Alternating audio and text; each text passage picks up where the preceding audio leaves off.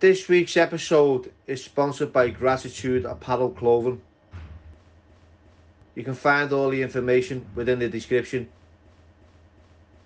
Give them a follow. Thank you.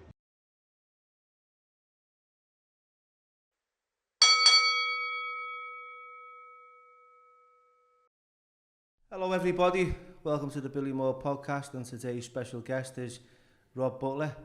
Hello Rob, how are we, mate? Sad as, Billy. Keeping good, mate. Okay, so Rob, you were involved in a multi-million-pound conspiracy that involved cigarettes, the Turks. But before we go into that, tell us a little bit about yourself, where you're from and, you know, growing up. Yeah, sure. Well, grew up in Kirby. Still living there now, yeah. Couldn't really complain about being brought up by my parents, mate. They were absolutely diamonds, mate, you know what I mean? So couldn't put any blame on them at all about becoming, having a little go being a criminal.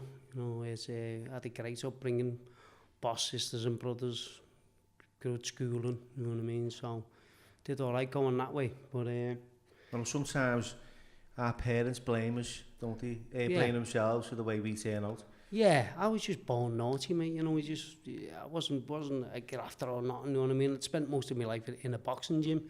You just got the little naughty gene, and somebody's going to throw good money at you in your direction, mate. You just want to pick it up, don't you? You know. Yeah. So you're from Kirby. You got involved in boxing. You know, growing up wasn't so bad. So tell us a little bit about your early days. Yeah, went in the boxing gym, 12 years old, with my younger brother Tony. Just absolutely loved it. I still remember the smell of blood, sweat, tears and broken hearts is still in your nostrils now on that very first day of going in the gym. It was just amazing to me. Coached by Richie Lloyd and John Lloyd, amazing coaches. Coached people like John Conti and Paul Ocho and Tony Costello, Darren Beach, some absolute brilliant boxers, you know. So going in there, mate, I had about 40 bouts. Only won about half of them, but I just absolutely fell in love with the sport. Which is this amateur bouts? Amateur bouts, yeah, from a schoolboy to a senior, so man and boy doing it all the way, you know. So I didn't know any difference. You're the same age as me, so you probably boxed around the same era, like the likes of Danny Peters and man, yeah. Peter Culshaw and yeah. Jason, what is it? Mick Vlasman.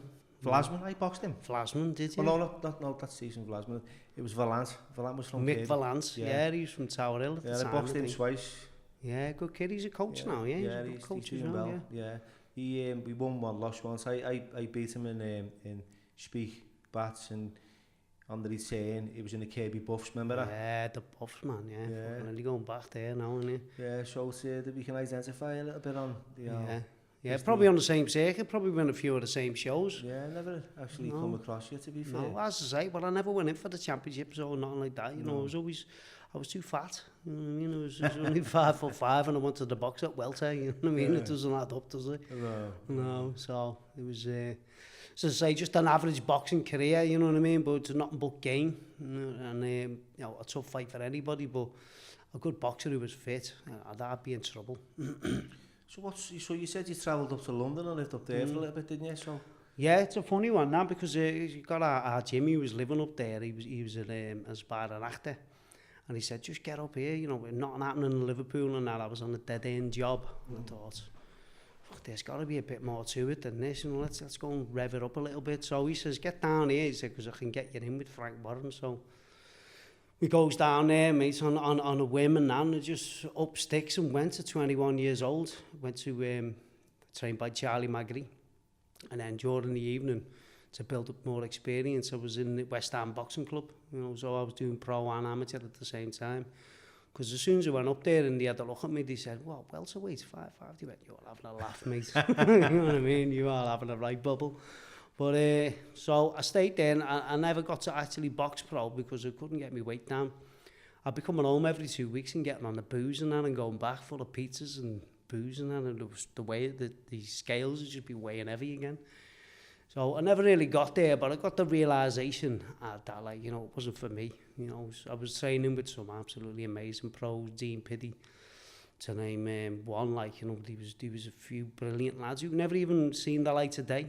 You know, but they were amazing. They were athletes, ran in the mornings, ate the right food, you know what I mean, doing all the spa, and I just wanted to turn up and spa. You can't just do that, mate, can you? You know what I mean? You've got to put in the leg work, the groundwork, which is, you know, I'm a big advocate for now. Same, likewise, I've interviewed a good few boxers, and they're all on the same, like, wavelength of, like, you know, you've got to put a shift in. Yeah. You know, if your opponent's doing 3 runs a week, you do 6. Yeah. You know, and it's sometimes you can, you know, I think youth as well plays a part in, you know, training as hard as you'd like to. Yeah, too right, mate, yeah. And then by the time you get to 21, you've got a bit of a lifestyle, haven't you? You like a bevy, you know, you like to like your good food and stuff like that. And because we were down there, he's a bit of a cat, our Jimmy, like, you know, he was mixing with he knew some big people up there, and got me introduced to the fella called Lenny McLean and that, amongst a few others, like the governor. Yeah, the governor. Yeah, the governor. Right? Well, I interviewed his daughter Kelly, lovely soul, and she thinks highly of her father. And what he was, he was a pure family man, like, you know. I don't think he moved out of it. We went to go and see him in his house, and he was always sitting there in his bills and that, just doing loads of rollies and cups of tea. Well, he doesn't have a cup of tea, it was all day, but he was absolutely did you spend a bit of time with Lenny? Yeah, I was around his house a few, you know, I must have been round about, we was round there like twice, 3 times a month, just to check in with him, because I was sort of under his wing. Yeah. You know, while I was down there boxing, he loved fighters, you know what I mean? So we just wanted to just make sure I didn't get stiffed, you know what I mean? You know, put a load of ticket money over it, and he ended up getting a worldie of an opponent. So he looked after me in that way, like, as well as like trying to keep us worldly wise to London and being a little upstart up there. Did you ever come across any of his fights? Yeah, I've seen a few of them, man, you know, but he never actually got to go to them. He's retired by then. He was like... So he wasn't even that old when he passed away. He was only 49. 49. Sad, man. Same age as me and you right now. No, give or take. Shocking, isn't it, when you think, like... Yeah, so he must have been what? What was he then, back then? He must have been like... He must have just been knocking on 40. Not even old, is he? You know that old. Now, you know what I mean? But back then, when we were in our 20s, someone who's in their 40s, it's Abby's, aren't he? yeah, you're thinking, you just got a vision in your head until you're there, mate, you know what I mean? You just think 40's finished, but no, I think it is. Life begins at 40, but then he didn't, you know, he didn't drink or nothing, he didn't really train, he was smoked and you know, drank tea all day long. That's what Kelly was telling me, his daughter. She said, you know, he'd fight, but then after that, she'd find it bizarre that he'd just sit down and make a roll up, and you know, that was it. Oh yeah, rollies was just on the constant there, like, but one thing I will say, he was absolutely hysterical. Never met many funnier men as him.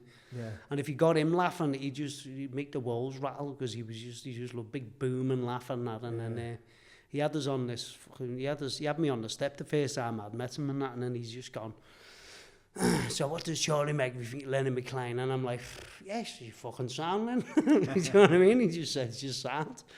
And then he goes, nah, what does Charlie make me think Lenny McLean? And he was like going off on one, and I was going, fuck, I don't even know what to say here. So, and then he just kept asking me, and then me, fucking Jimmy just stood behind him out of the view, and I went, he's mad. What does Charlie make me think Lenny McLean? I went, he says, you're a fucking lunatic, Len. And he went, that's it, son. And then he sent me back and down the path. I went, what the fuck is that? So it sounds like you've met some colourful characters up there. Yeah. Frank Warren, Lenny McLean. You know, you're a scouser, you're young, you're out of town. Yeah. You know, you're trying to, you know, make a career in boxing. So what happens up in London? Well, as I say, he was a bit of a cat, and we were up to all sorts, mate, you know what I mean? If he was like, you know, he was knock-off gear, mate, we'd be selling that, you know what I mean? If he was, you know, like back then, you could get on the boats at Dover, go on the boats at Dover, and you could buy, like, you know, if you could buy 30 sleeves, you'd get a tenner a sleeve on the way back, you know what I mean? So you come back to London, it's only an hour away. So you could get a little 200-300 quid a day, just spinning, you know, going on the boat, get off by the seas, come back and sell them. Was there a risk in bringing them back though, back there? Because I only ever went on one Siggy run, and that was to Adinkerk. Yeah. In Belgium. It's Tinker Alley or something. Yeah, EastEnders or something like that. Yeah. EastEnders. So I flew over from Bristol, got there, and with a guy who'd been doing it for years. Yeah. And we were getting like suitcases and boxes full of bevies and cigarettes. And he was throwing me 50 quid for the trip, paying for the trip. That was 50 quid. I was grateful at the time. I had fuck all, you know what I mean? I was living out of town. And we were coming back on the coach, and the customs got on. Yeah. And he was sitting next to me, and he went, check your feelings. Yeah. Check your feelings as these answer these questions. And he said, what's in the suitcase? And he opens it, it was cigarettes. Yeah. It was chocolate. Mm. He said, whose are these? Yeah. I said, they're mine. Obviously, the personal. Yeah. But I didn't smoke at the time as well. And he Yeah. went, okay, so how long do you think these are going to last you? And I looked at them and I thought, the rest of me natural life. But, you know, back then, he just took them off you. You know what I mean? At small amounts. So were you getting used to, like, these little 200, 300 pound a day Well, yeah, subs? and then it was going up and up, and then we bumped into some fellas and who bent us on this little scam, and that it was brilliant. You know, there's only one car park meter in the whole of Dover, and he told us if you went in there and pressed £1 ticket, select the £1 ticket, and you had to put a £10 note in it, then if you just press cancel 400 times, you know what I mean, it give you £9 change, £1 ticket, and £10 in the cancellation fee. So you was getting, like, put a tenner in, you get 19 out, you know what I mean? So we were getting 5 ton a day out of that machine, and then going on a boat and getting a load of seats and then going there. So we've gone from, like, fucking nearly a bag of a grand a week, do you know what I mean, to, like, nearly a bag a day, you know what I mean? We was just smashing it. So then, like, come the gym and go running when I was in the restaurants every night, pound coins, like that, mate, you know what I mean? But we got nicked for that, like, I had to pay back 150 quid on it, you know what I mean? Which was nuts because we had it for 6 months. It was so you killed it. We just slaughtered it. So do you think you were on the road to ruin from then with the temptation of money and that? The wheels were off, you know what I mean? And we were just doing what the fuck we wanted, you know what I mean? It was just living day to day kind of thing. It was mad. But trying to knuckle down into a boxer's life, it wasn't happening. So a few years later, you know what I mean? I come back penniless and skint back in me Mars, you know, nothing with me except for a load of tales of people I'd met and that, and people just don't really want to listen to them, mate, when you haven't got a few quid, do you know what I mean? You just think, you just look at your projection with raggedy clothes and that, and you just... it's all about that, and it's all about the image, innit? You know, you haven't got the right clobber on, you don't fit in, you're not eating in the belted restaurants. You know, and there's a lot of... It was the start of that, wasn't it? But then I bumped into John, and we've been mates for years, but then me and John Burton. So this is Juice Bomb John. John was on here a few months ago, you know. Yeah. Done really well. Thought he'd done brilliant, to be honest with you. And we're in his office, so thanks, John, for nice one, Pete. giving us the opportunity to do this podcast. Yeah. So you met John. Had you known him before? I'd known him before. We had to say we'd met in the state, you know what I mean? We were like, it was during that era, the late 90s, late 80s and 90s and that, where it was the rave times and that. And it was fucking great, wasn't it? You know what I mean? It was you'd never know a period like it where you could go out, go to bog and come back with 10 lifelong mates, you know what I mean? It's been Maggie Clark's only Letters to Brezhnev, weren't it? Yeah, was that, around about that time, yeah. So it was like in the late 80s. Yeah. Used to go there myself, loved it. I was there a couple of weeks ago. Yeah. Doing some filming in there, and it was just the memories flooded back. Yeah, it looked a lot smaller, which is weird, isn't it? Yeah, because when I was a kid, like, it looked massive. Yeah. Remember, there was a shooting on the door. I was there that night, yeah. Paul Sarge, was it? Yeah. That shot, yeah. Talon Della Unti, was it? Yeah, they got probably about 15 years for that, didn't they? Yeah. I mean, that's like, again, that's just growing up and, you know, fucking things happen, don't they, at that time. Madness, mate, isn't it? Absolute madness. So you met John in the States? Met John in the States, and then, you know, we kept in touch and that, and then when I come home, you know, I'm trying to, like, straighten myself up and that, and then he gave me a bit of work and that. I was doing bits with him, and we was, and then we ended up getting into the ciggies and that, then again, only on a much larger scale. So it was like out the frying pan and in the fire, you know. We was, before you knew it, John and his communication skills and that, you know, everyone loves him and that. We was running the show for the ciggies and that. So the Turks and that just loved him. Sure, at one point he had to go over to the Kurdish mountains to meet the Turks and that, which is it was a bit airy, you know, because we didn't know what it was about, what they were all about and that. But I do know now, you know, they're not someone that you say no to. So with John going over there with a bit of black humour and that, we were like saying, what are you doing? If you don't come back, can you have your car? And that, you know what I mean?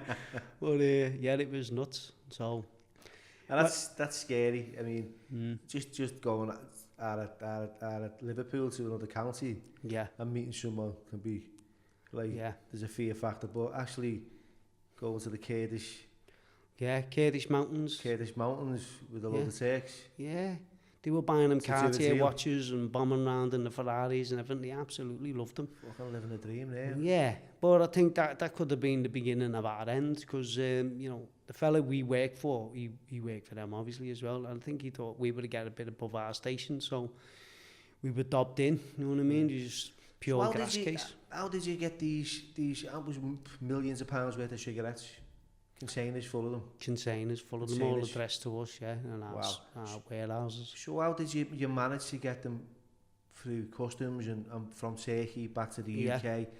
You know, would they coming to Liverpool? Would they coming from going to Dover? Did they have to go on lorries and, you know, the logistics? What were the logistics? Yeah, well, the thing, I think they were bought actually in Dubai, even though it was for them, and then they were taken, I'm not sure, but they were put in cover, so you'd have like 66 sleeves in a couch like that, you know what I mean? You slash the back open, you'd have 66 sleeves in it, so then if you make one to 6,000 sleeves, you just give him 100 beds, boom, dead easy. So if he gets pulled on the way home with his booty, you know what I mean, he's still safe. It's all just couches, you know what I mean, or it'd be roofing materials or fabric, or it's a proper operation, like the way they done it. It was done well. So they weren't just in boxes and they weren't just threw in a container, they were all like concealed.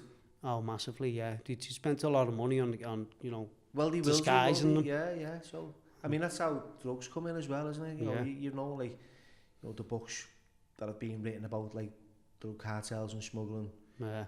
You know, they come in all different ways and means. Yeah, of course. You wouldn't expect cigarettes though, would you, to come through? No, you just wouldn't think that, like, because, you know, it's seemingly, you know, it's only ciggies and stuff like that, because there was that much money in it, you know what I mean? Like, we were looking at some of the lads who were selling drugs and that, and we were earning way more than them, and like, we were putting up very little risk compared to what they were doing and that. So for us, it seemed like a goer, and I couldn't have done the drugs and that, because I couldn't have faced me ma, you know what I mean, to say, my mum and dad are fucking the best people. So drug dealing was a no-no for you? It's a no for me, that, yeah, you know what I mean? I just was you ever involved in taking drugs, Rob?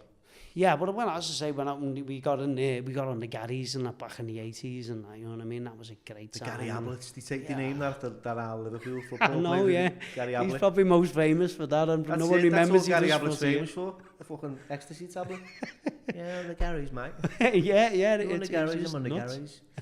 Yeah, so, you know, you were on the tablets, the ecstasy, you know. Yeah. Did it go any further than that? Did you just bevies and drugs? Yeah, I mean, bevies. When I say just bevies, I mean, I'm not minimising like alcohol or yeah. You know, fucking hell, I can't have a bevy, mate. I know that much. They're all under the same banner, aren't they? You know what I mean? They say booze is the biggest gateway than anything, isn't it? You know what I mean? It's fucking trouble. It's as bad as them all, innit? You know what I mean? There is no good and bad one. You know, you've just got to learn balance in your life, isn't it? You know. So you'd say you had morals and standards.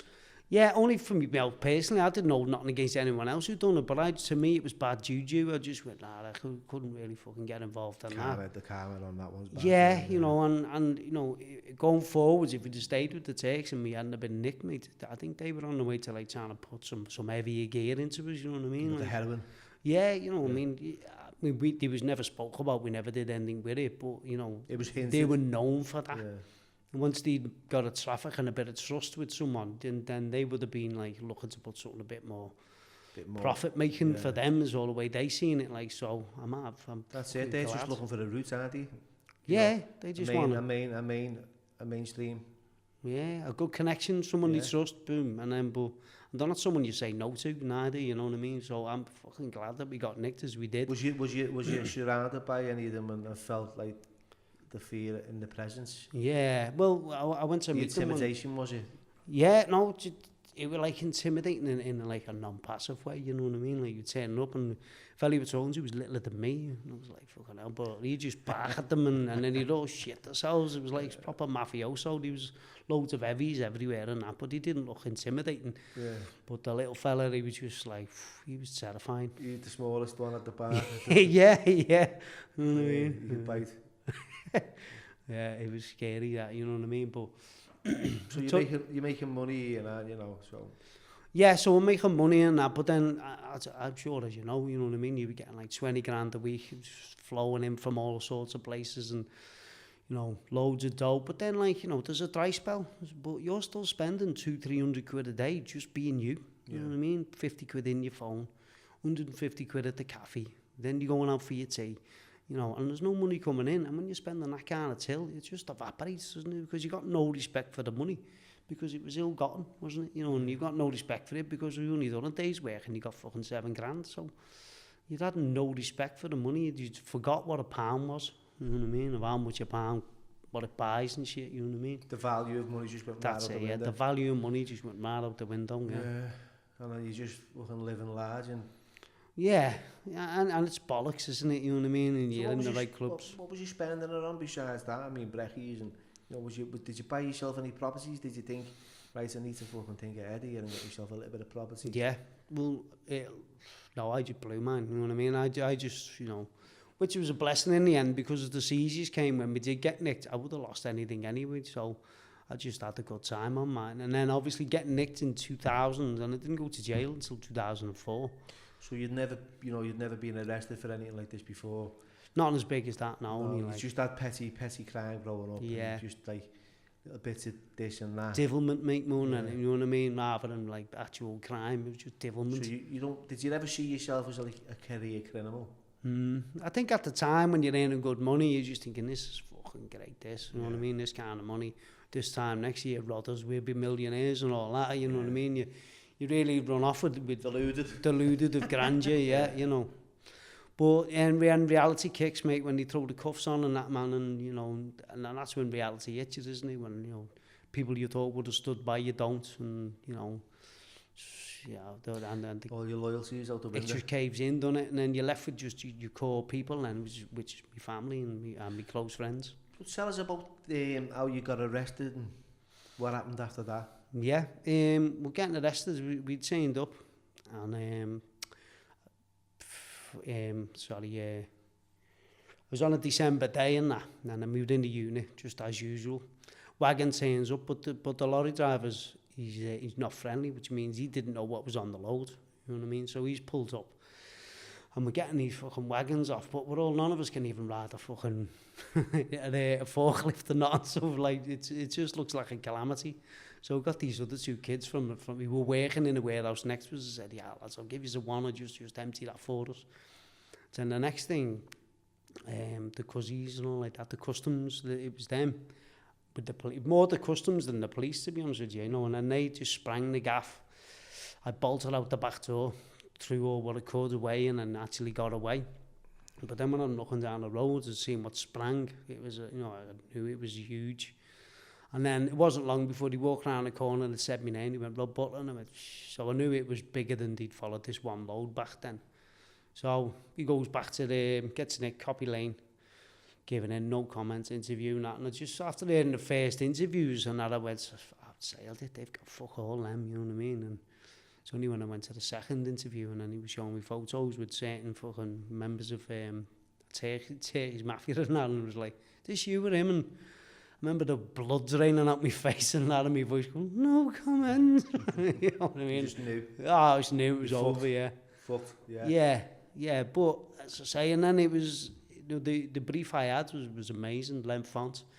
And he went, this is a snitch case, mate. He said, there's someone in here, it's a snitch, because otherwise it doesn't work, you know what I mean? John said that, yeah. John said there's a few grasses that were on the firm, like. Yeah, you know what I mean? It's just bad to think that, isn't it? You know what I mean? You're all sitting and having money together and that. And the fella we worked for was the one, you know what I mean? And we just couldn't see it. Sometimes you can't see the wood for the trees. So for 4 years we was going to court, but we thought we were getting off. And what was the charge? Conspiracy, tax evasion in the event of 11 million, something like that. They wanted off me personally. They wanted 11 million off me. It's just 11 million. Yeah, you can't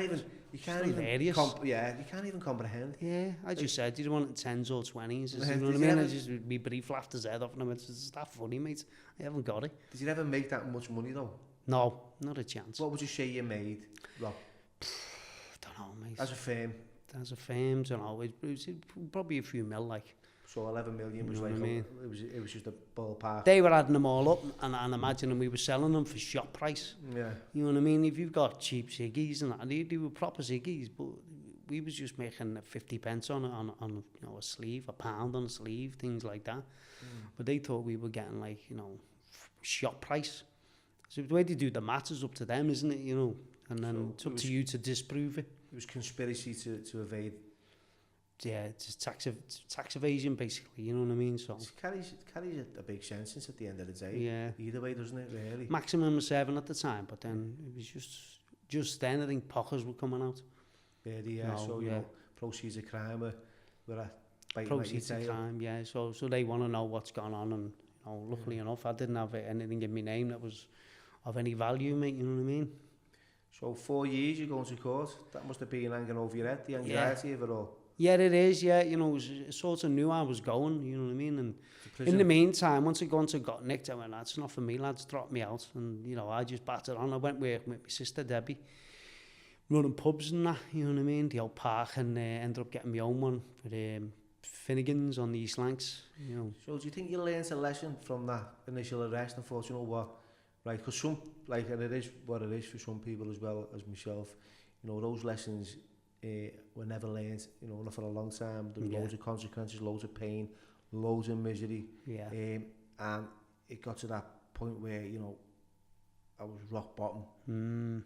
Yeah, totally before I made that decision that I needed to change, but you obviously thought, fuck this, mate, this is not for me. Yeah. You know. Yeah, I had options, and I say, you know, when you got your mum and dad and that, they were really nice people, never been in trouble in their lives, and they're like the loveliest people you could ever meet, and they're coming up to these shitholes and that, and you're like, this is fucking not good, this, you know, and it's not for me, it didn't sit well in that, and then the way people behaved after you got nicked and that, I was like, it's like, this is just bullshit, all this, you know what I mean? So I just thought, from then I went, nah, it's not for me, and God bless anyone else who battered on with it, like, but I just needed to turn a corner, and being nicked was enough, because I thought, I'm on bail here, mate, if I get nicked, I'm getting remanded, and I was mad into me boxing then, you know. I had coaching by then. Oh, what age was you by then? That must have been 30, I think. Yeah, I was 30. I've been coaching 5 years, KBABC, my old gym. I was coaching there. So it's a bit of a fucking thing, and I'm like up there telling the kids to behave themselves, and then I was acting like a right rogue, you know what I mean? It was a bit of a mad situation. So I was just, once I got past that, the nick part, and in 4 years of it, I'd got my head round it, and then I was itching to get in there, get it done. Yeah, let's just get me out. Did you know you were going to prison? Yeah, it was just, there was no way around it. Was it just about minimising the sentence then?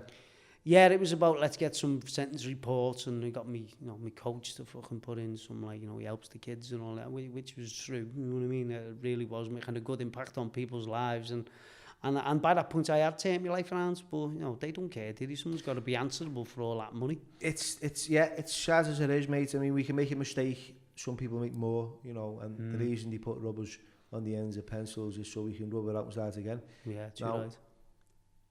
Some mistakes, you know, the law doesn't see as any change. They just see, like, a never-ending circle and cycle of people turning up at court, you know, throwing in all the contributing factors, the mitigating circumstances. They've heard it all before. Yeah, you've been on bail 4 years. You know, you're doing great stuff in the community. By the time you're going for sentence, did you think at one point, yo, that's it, I'll walk out? Maybe there was the possibility, and because I would have thought that myself, to be fair. Yeah, well, going on for 4 years, we was thinking, because if it had been the police, it wouldn't have gone on that long. It's not allowed. There's a time. There's a time fucking gap, isn't it? Where it's like it's over. Like, they've only got a certain amount of time, and then there was all sorts happening. There was phones going missing that they'd lost evidence, and they'd found more evidence, and then they found evidence of one of the lads who's sadly no longer with us now, Ian, that he'd allegedly signed for this container, and then we were like, who knows? And then he went, I was on holiday that fucking week, just by chance. That went missing, you know, so it was a fucking stinky, like, you know, way they went about us as well, you know what I mean? The way they nicked us, it wasn't like cut and dried, like, you know, they'd been a bit sly in what they were doing to knickers. It was funny because we was in court and we got to know like the council and all the fucking court clerks and that. And just before the judge comes out, you hear that, and then everyone stands up, you know what I mean? And well, we'd learned that noise and that, so what we do before the judge came out, we just go with your ring on the wall. And then about 4 people out of 20 would stand up and go, you're out, you're out, you're out. You know what I mean? Just having a laugh at them and that. It was going on for that long. I mean, I'm surprised I never got contempt of court and that, because the judge we were just too familiar with it, and I just thought this is going on forever, this, and maybe it's going to fizzle out. Was this in Liverpool Crown Court? Liverpool Crown, yeah, you know, and then you just got too familiar with it, but then obviously, you know, the day came with it then. Yeah. And I was more relieved than it now, to just get in, get it done, and get on my way out. So what happened? Got 21 months, you know what I mean, straight to Walton.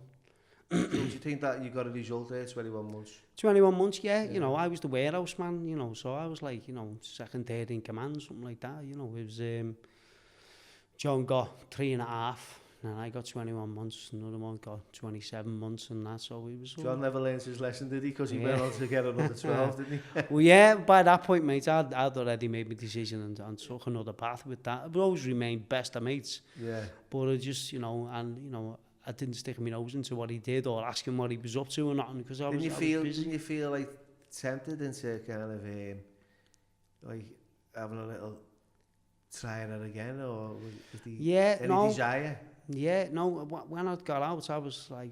What was it like? Tell me what it was like though. Well, we don't go in and then we get out. We go in for the first time, Rob, right? Yeah.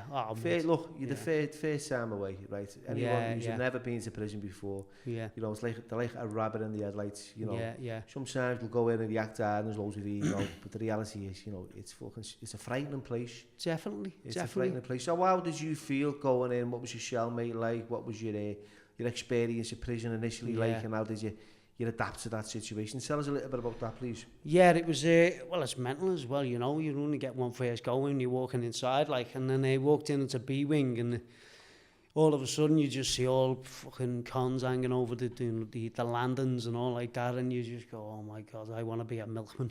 You know what I mean? It just looks heavy. All sorts of, you know, proper crims all over the place and that, all with the blues on and that, and, you know, it's just as you're seeing on the telly, and it's terrifying. They put us in the dormitory and that, with this, like, loads of other crims, fights going off everywhere, and I was like, whoa, this is heavy, this. And then you make the mistake of talking to the screws, don't you, and saying, hey, mate, where's you get the bog rolling? It's, don't call me mate, call me boss or sir, and you're like, all right, mate, I'm not your fucking mate.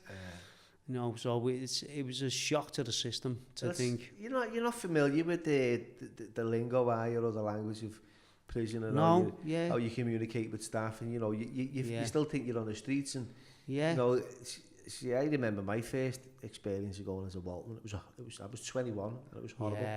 I was in withdrawal, and he said I thought I'll blag it, you know, I want some medication, because that's all I was about. I just wanted to escape reality, live in a fantasy, and I wanted meds, and they wouldn't give me none, and I made that mistake of telling them that I was suicidal. So it's a, you know, for me to say that back then, it was like the wrong move, because what they did is they put me in a straitjacket down the segregation. And it was one of the most, like, horrifying nights I'd ever experienced. And the next day they said, you feel like ending your life now? I'm like, nope. So different experiences, different times. Different, mate, but, you know, obviously the same thing. It's just not somewhere you want to be and stay, and people might think it, you know, it's full of fucking fellas in there. You go in there and you bump into a grouty off Porridge and all like that, and everything's cool and that. It's not, it's just full of fucking people who are mixed up on that, mate, isn't it? You know, and the percentage of people in there who just need hospital help, you know, mental health, rather than being like absolute crims, you know, it's fucking astounding to see, like, how many people who they're just not well. I've seen it, mate. I've observed it. It's a breeding ground for like drug-induced mental health. People are just, you know, in lines and queues for medication. They don't get the medication, then there's a kick-off, and they're cutting themselves up, and they're slashing up, and, you know, people are slashing other people for drugs because they're getting paid. There's loads of hits. People call themselves hitmen and all that in there now, and they're going in and you know, they're doing things, and it's lawless. Bad, isn't it? You know. You know, and I can understand that people who have never been to prison think, well, yeah, they deserve it. But did you feel you deserve to be away? Well, you know, I mean, I just thought with the magnitude of the sentence, I thought it was inevitable that I had to get a slap. Do you know what I mean? I thought I had to get a little something, and I thought 21 months was fucking time. Because initially I was thinking it was 5 and 7s and that, you know what I mean, because of the amount of money involved. You know what I mean? So I was glad with what I got, and I thought I was going to get it, and you know, I didn't think I deserved to be there because, you know, I was fucking training kids and helping out and being a good citizen. Once I got nicked, I just turned my life around. That was enough for me. I didn't learn, you know, didn't turn my hand to anything else after that. Also, like, you're from Kirby and you're a boxer, and you know, you got that look as well, but you're small. In stature, did you ever did you use that in a way to cope or protect yourself? Yeah, well, you know, I mean, also, because I'll have a laugh and that, to be honest with you, and within a week of being in somewhere, you know, you bumped into a few people who were similar to yourself and that, and, you know, birds of a feather flock together, you know.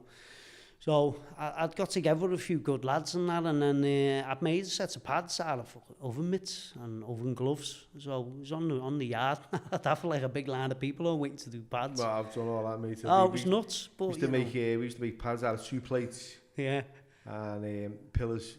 Sellotape them all together. You know, your mitts, you'd just be, I think there'd just be shocks, wouldn't you, really? Yeah. It's nuts, isn't it? But, you know, I mean... towels. Yeah. I've done all that, mate. It's fucking great. It's improvised, don't you? It's better for you, and it was better for the buzz on the wing, because although we weren't allowed, I think they sort of turned a blind eye to it. Was this on the yard, was it? This on the yard, yeah, you know what I mean? And they were just sort of like, let it be, since they had the line of fucking eye cases all hitting my hands rather than hitting each other, so I think they were sort of like, fucking so is that what you did? You just took people on the pads? Yeah, I was padding people in there and that as well, and, you know, it was nuts. You know what I mean? And training people even in there. It's a good mechanism to go in and go, look, I'm not about fucking trying to make a name or nothing, mate. I just want to get in here, get my head down and get out. And that's probably the best thing to do and the best way to do it. You know, for anyone who's heading to jail, maybe there's a few out there that, you know, just fucking get on with it. Get on with it. Get in the education wing and that, which I did when I went to Wild Course. I just got on the education wing. I did a few courses and things like that, and burnt up my time positively. Let me rephrase that. Like, I mean, anyone who's heading to jail, I mean, it's try not to be fair. You know what I mean? We're not here to tell you not to. It's not that.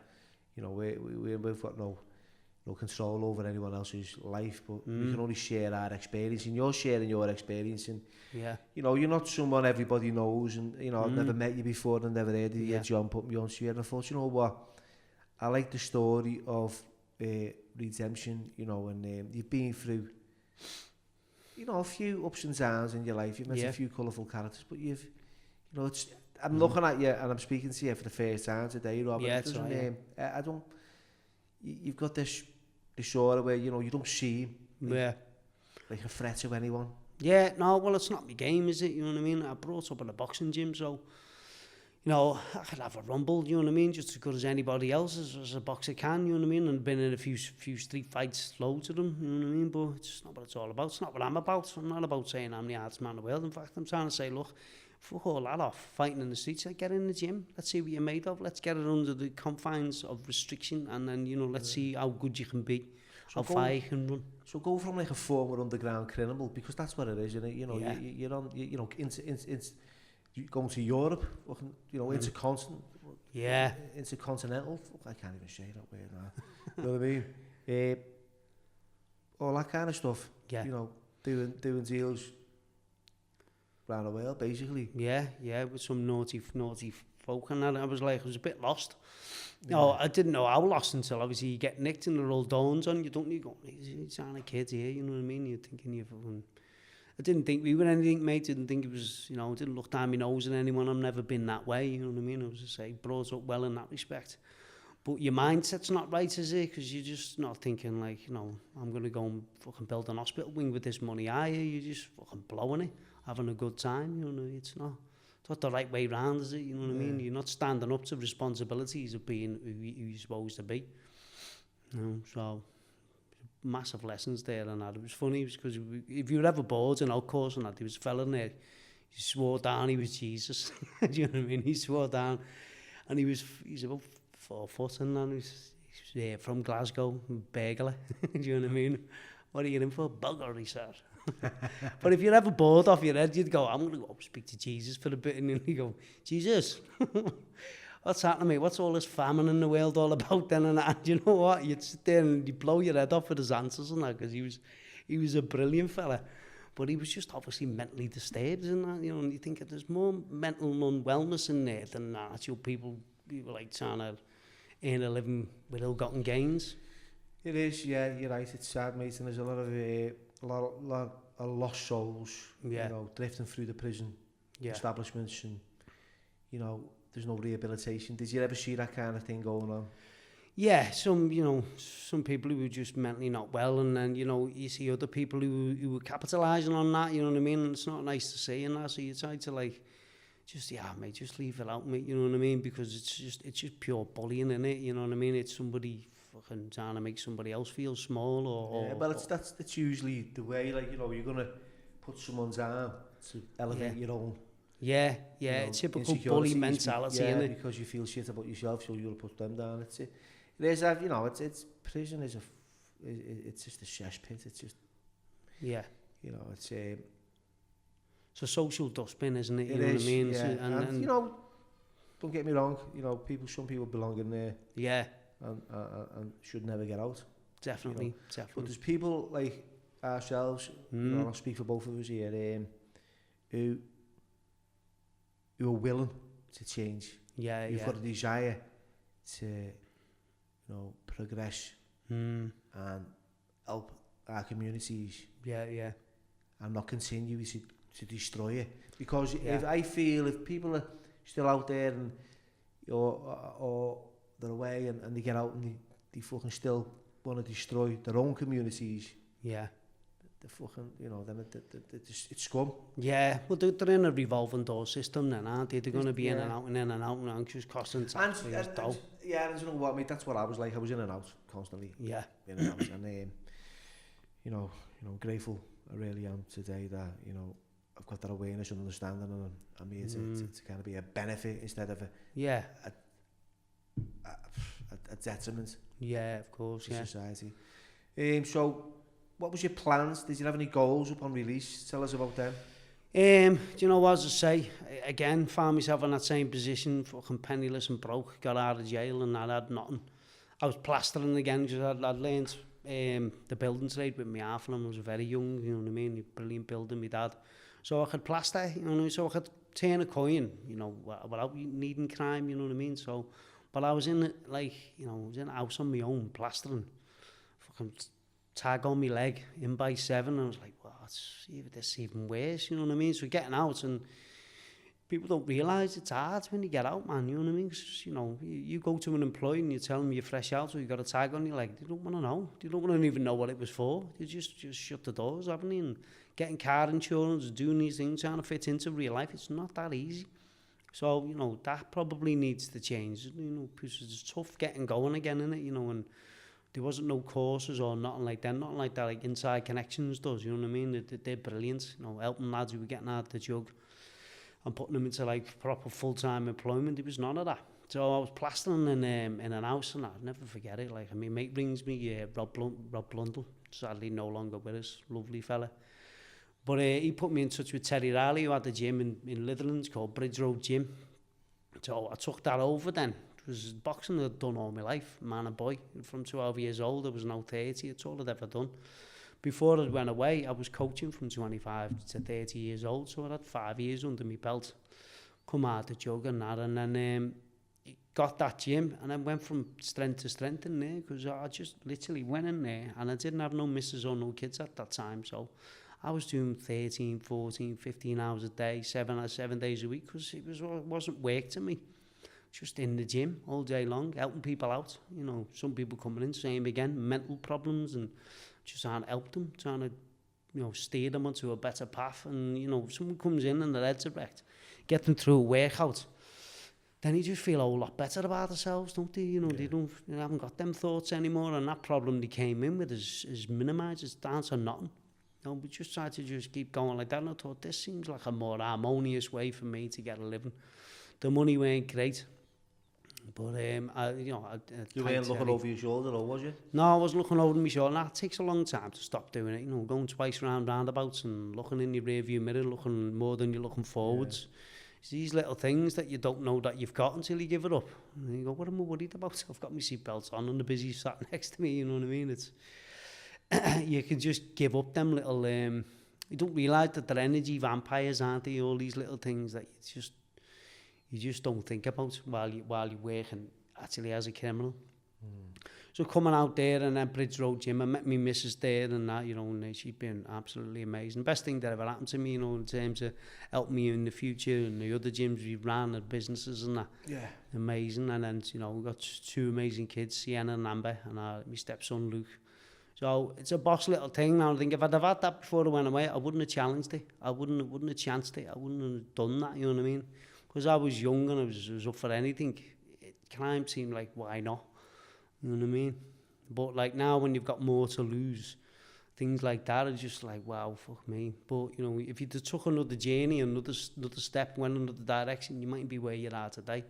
And I think I'm just so blessed. You know what I mean? I don't see it as a problem. I see it as that was the best thing that ever happened to me, even getting a bit of jail, because I needed it to sort my head out. You know what I mean? To say, you don't have to do that.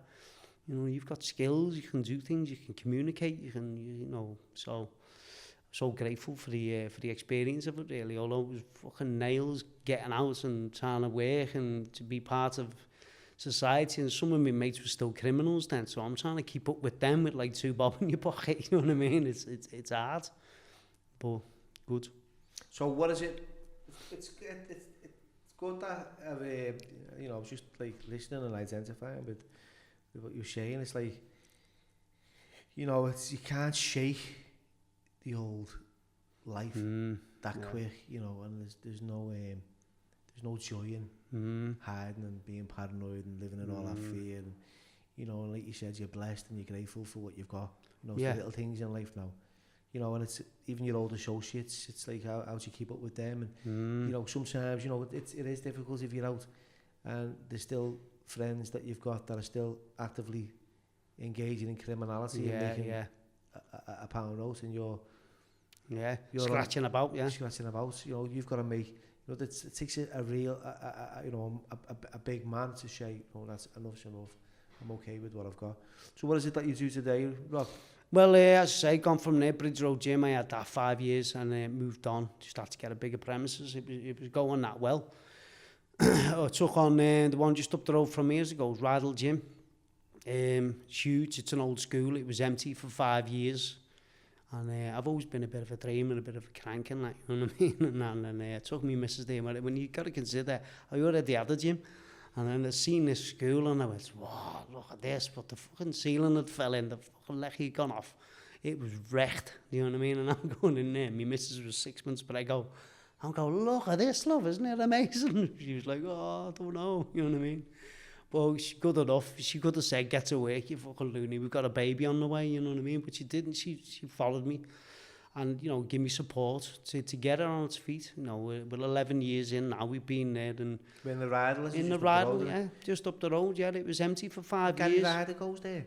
Gary, no, he's one of my old spars and that, Gary, boss fella, Gary. Yeah, great fighter in me. Sure, I thought he was that one that he'd gone to, Rydal. Yeah, no, he hasn't been in yet. It'd be great if he would see him, yeah. He was in our class, Gary Ryder, Alex Moon, Darren Beach. So you had all the old boxers in your school then? Yeah, we had... Remember Alex in there? Alex was great, wasn't he? Yeah. There was a lot of good kids back then. Really, like, you know, when I used to look up to a lot of them, they're all a little bit older, 1 or 2 years older. Yeah. You had the Wallies. The Wallies, yeah. You know, you had the Danny Pieces, you had, fucking hell. You had the good... There was loads, wasn't there? Every area, and I'd Tommy Peacock and that. Yeah, you know, there was loads of good kids, weren't they? Yeah, everywhere, you know, that's just to name a few, mate. There was loads of them.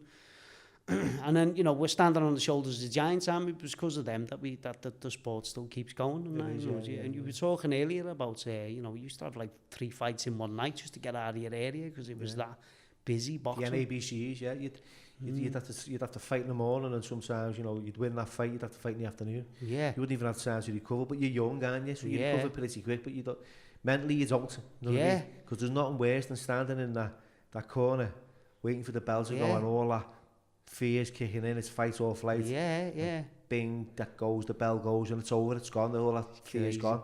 It's about like surviving sometimes or winning, you know what I mean? Yeah, we was talking to one of the lads the other day about that, like, you know, when you get in your first fight and then putting your hand in the glove going, so he hasn't broke his leg then, no. Do you know what I mean? This is happening, yeah. So you're breaking your hand, you're putting your gloves on and that, but it's weird. As soon as that bell dings, sound goes, don't it? You don't hear a thing, you just have to shots.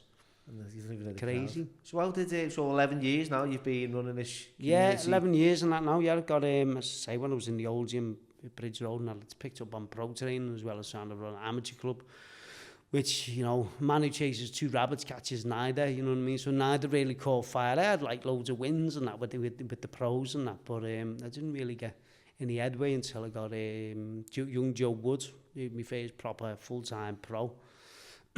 And he was getting there, unfortunately. He's had to retire. He was just getting near to title contention. He was what a kid, you know, immensely strong, you know, and a lovely kid. So you got a good few kids come out of there, have you? Got a few good kids come out of there that turned pro and that, and then he's just getting up to title contention.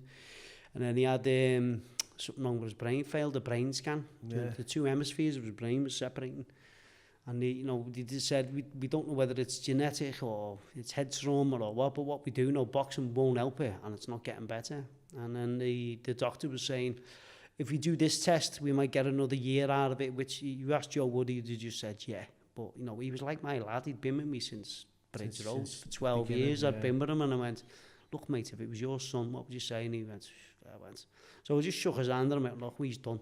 Sad, but, you know, I'd rather be, you know, safe. I'd rather he hate me than like go, what could have happened and that, which you do hear it too much about. So then we've got, we're moving on now. We've got some boss kids, and I've got Sean Cairns, current Central Area champion, bantamweight, absolute live wire. You know, he's funny as anything, absolutely hilarious. That kid, you want to get him on here, mate, he'd make your hair curl, he's funny. And then Jake Barton from Southport, 5-0. He's just kicking on. Sure, Jake Barton, I've heard of him, yeah, 5-0. He was in Thai, he was massive in Thai. Yeah, I think he come from the Thai boxing over to pro. I think he sent me a message once. I'm sure he has, but he follows me or something. Yeah, he's a great kid. Yeah, he's a real nice lad, you know, good Is family. he getting on well, is he? Yeah. He's doing brilliant, they're both doing well, and that's all. And then we've got an awesome amateur club going now. We've got the infrastructure, we've got loads of brilliant coaches. Just mates from years ago, like, come and get involved and go, didn't know you needed help, Rob. I'm like, I know, man, I'm dying here, you know. And Darren and Liz Beach, Tony Costello, Lee McMillan, you know what I mean, Doug, John Preston, Jay White, you know, there's fucking loads. You know, they're all in there now, so we've got a good infrastructure to get them amateurs out there, because it was down to me, you know, like a Wednesday night and go to Yorkshire. I've got to be back here in the gym for 7. I was like, oh, mate, this is just insane. So one was killing the other one, you know, the pros was killing the amateurs, and I wanted to train the pros, you know, not for anything else apart from I just like 12 rounds, because I like to see what someone's made of, you know what I mean? It doesn't always become, you know, the best boxer wins the 12 rounder, does it? Because at some point that skill's going to wear out, you know, and it's going to come down to toughness, or that toughness will wear out and it's going to come down to skill. It's just that, you know, unmeasurable fucking thing.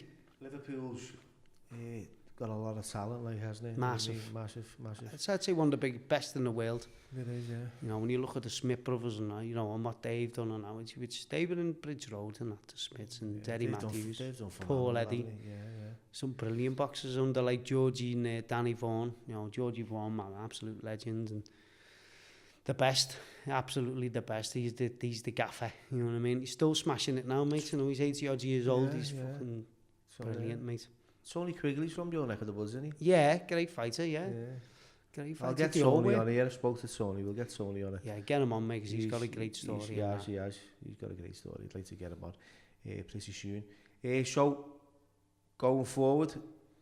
Going forward, yeah, we've evolved now for about the past 5 years. I've had a little thing working with Impact School, and with some kids who've been, excluded from school for whatever reason. They're not in mainstream school and that, so we've got a provision going. We've set up a classroom and that, it's a bit mad considering our building was an old school. So we've got a school going on there now. The kids, they have to toe the line, they have to do a little bit of the school work, and then they get to do a bit of boxing in the afternoon. But they absolutely love it. You know what I mean? It's because they want to be there. They don't want to be in school. So where they be brought somewhere where they want to be, because they've got the pros rocking around and fellas, good people to look up to. You know what I mean? Like my mate Steve Laderman that comes in, and as a businessman, and he's just on the streets like anybody else, and he's going, you can do this. Yeah. So it's inspiring to the kids to bump into these characters that you sort of wish you did yourself. You know what I mean? Yeah, that's, we never had the opportunity back then, did we? Well, we weren't listening anyway, was we? Probably. They weren't as much on offer back then. No, it's too true, yeah. Yeah, there weren't services like there is today. No. You could take advantage of these services today. And, back then, I'll be honest, mate, I probably wouldn't have. Yeah. The way I was, so... I'm not going to say, oh, well, they never had this, they never had that. I brought something beans on toast, and it was fucking shit for me, and we shook in bananas, we had nothing. Look, I wasn't listening. Right? I wasn't listening. But, right, we're coming to the end. Really enjoyed. Yeah, likewise, loads of reminiscing like on therapy. Loads of reminiscing on a few things, and you're doing good things for the community now. You're helping kids who are struggling, and you're giving them a chance, and that's you've gone from one end of the scale to the other. So that's prevention now is better than cure, and it's where I'm looking, mate. If I can stop prevention's these better kids. than cure. It's not as if you're out there and you're continually, because I'm not into all that caper, having people who are actively fucking engaging in crime. It's not look, podcasts and they can all be about drama. People love a bit of drama. And inventing stories and telling lies just to make it come across. But this is real. This is real. This is authentic, right? And if you, a pearl of wisdom, right, at the end of every podcast, I'm always looking for a few pearls of wisdom. If there was a young Rob Butler coming through those doors, what would you say to him? Yeah, well, he was like, what, young age, before he'd gone down the line, I'd say, just start running, mate, you know what I mean? Just start running, you little fat git. Yeah, no, man, you just wish you just, know what you know now if you'd have known then. It's in hindsight, in hindsight, that's a great thing, but stick to what you know, innit, and don't be delving, because, I wasn't brought up a criminal, I was brought up, like a worker, you know what I mean, and, but I do believe that, like, you should do something that you love doing. Don't just get a job just because it pays well, because I don't think that's going to be fulfilling enough to give you enough excitement in your life to get you out of bed and stop you doing other stuff, you know what I mean? The things we wanted to do cost a lot of money. There was no way working as a plasterer I was going to get to go on holiday in Dubai or nothing like that, you know what I mean? So, and then, and we do live in a different world now where, some people are just jibbing the jobs and going on a whim and becoming a fucking, a cupcake salesman or whatever, but they love it. You don't have to go to work if you're, if you do a job you love, do you know what I mean? You just get up and you do what you love. It's fucking easy. That's it, just do what you love. Yeah. And with that, Rob, thanks. Been a pleasure. Pleasure, mate. Nice one, Billy. Nice one.